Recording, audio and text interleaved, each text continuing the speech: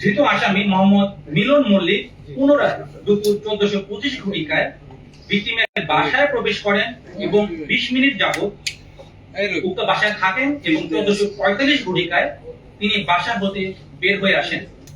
গোয়েন্দা সূত্র মারফত এবং তথ্য প্রযুক্তির সহায়তায় র্যাব সন্দিগ্ধ পলাতক আসামি মোহাম্মদ মিলন মল্লিককে বাঘেরা এলাকায় নিশ্চিত করেন।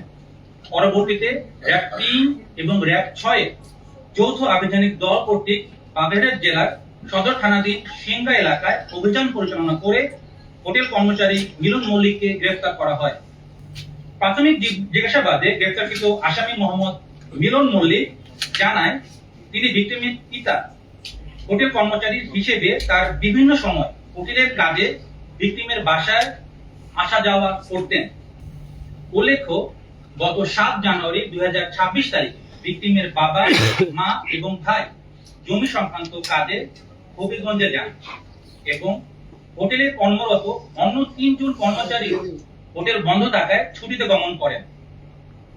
ছুটিতে না যাওয়া হোটেলের একমাত্র কর্মচারী হিসেবে মালিকের অবর্তমানে মিলন মালিকের বাসা হতে 2 বেলার খাবার আনা নেওয়া করতেন।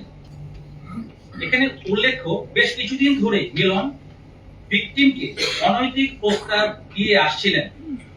ঘটনার পূর্ব রাতে আসামি ভিকটিমের বাসায় যখন তিনি খাবার আনতে যান, তখন পুনরায় ভিকটিমকে অনৈতিক প্রস্তাব প্রদান করেন।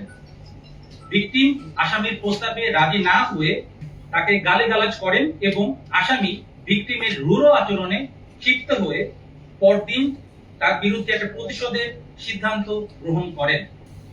ঘটনার দিন ভিকটিমের বড় বোন যখন জিমের উদ্দেশ্যে বের হয়ে যান, আসামির পূর্ব পরিকল্পনা অনুযায়ী পূর্ব থেকে সংগৃহীত নাইলনের দড়ি সহ ভিকটিমের বাসায় পুনরায় যান। প্রথমবার উনি খাবার আনার জন্য যান এবং তার বোনের সাথে বের হয়ে আসেন, বড় বোনের সাথে বের হয়ে আসেন সবার সাথে, এবং পরবর্তীতে পুনরায় তিনি তার বাসায় যান এবং অনৈতিক প্রস্তাবের ব্যাপারে আবার তাকে জানান। আসামির অনৈতিক প্রস্তাবে রাজি না হওয়ায় ভিকটিমকে এক পর্যায়ে ধস্তাধস্তির এক পর্যায়ে তাকে পিছন থেকে লাইলনের দড়ি দিয়ে তার গলায় শ্বাসরোধ করে তাকে হত্যা করার চেষ্টা করেন।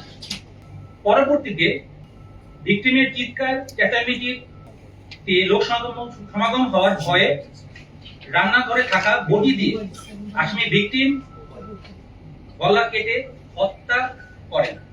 হত্যাকাণ্ডের পর ঘটনাস্থল হতে দ্রুত তিনি পালিয়ে যান এবং যাওয়ার পূর্বে বাসার বিভিন্ন আসবাবপত্র তল্লাশি করে নগদ অর্থ নিয়ে যান। প্রাথমিক জিজ্ঞাসাবাদে গ্রেফতারকৃত আসামি মোহাম্মদ মিলন মল্লিক এই হত্যাকাণ্ডের সাথে জড়িত থাকার অভিযোগ স্বীকার করেন। এই নৃশংস হত্যাকাণ্ডের পিছনে অন্য কোনো উদ্দেশ্য আছে কিনা তা তদন্তকারী কর্মকর্তার বিস্তারিত তদন্তে বেরিয়ে আসবে বলে আমরা মনে করি। আমরা আসামির সাথে একটা ব্যাগ পাই এবং ব্যাগে অন্যান্য কাপড় চোপড়ের সাথে ওই দিন যেই কাপড়টি উনি ব্যবহার করেছিলেন, কালো প্যান্ট এবং নীল গেঞ্জি এবং একটি হুডিটা আমরা পাইনি, বাট কালো প্যান্ট এবং একটি নীল গেঞ্জি আমরা আসামির কাছ থেকে উদ্ধার করতে সক্ষম হই। তার পূর্বে ঘটনাস্থল থেকে পুলিশ যে ঘটনায় যে ব্যবহৃত যে বটিটি সেটি উদ্ধার করে এবং নাইলনের যে দড়িটি সেটি উদ্ধার করে। যেহেতু আসামির বিরুদ্ধে পরবর্তীতে আইনানুগ ব্যবস্থা গ্রহণের জন্য খিলগাঁও থানায় হস্তান্তরের কাজ প্রক্রিয়াধীন রয়েছে।